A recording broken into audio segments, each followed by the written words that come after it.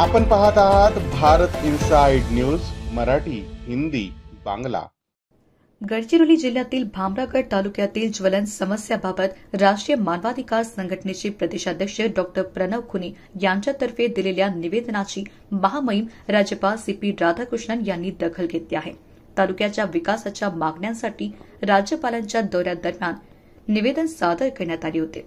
भामरागड हा अतिदुर्गम आणि नक्षलग्रस्त तालुका असून पायाभूत सुविधा, आरोग्य सेवा, रस्ते व पूल तसेच नेटवर्क आणि बँकिंग व्यवस्थेसारख्या समस्या आजही प्रलंबित आहेत। राज्यपाल सचिवालयाने या संदर्भात मंत्रालयातील उपसचिव आणि मुख्य सचिवांना निर्देश जारी केले आहेत। या सकारात्मक निर्णयाबद्दल राष्ट्रीय मानवाधिकार संघटनेच्या पदाधिकाऱ्यांनी राज्यपालांचे आभार मानले आहेत। जिल्हा कार्यालयाला पाठवलेल्या पत्रानुसार भामरागडच्या विकास कामांवर तातडीने कार्यवाही करण्यात येणार आहे।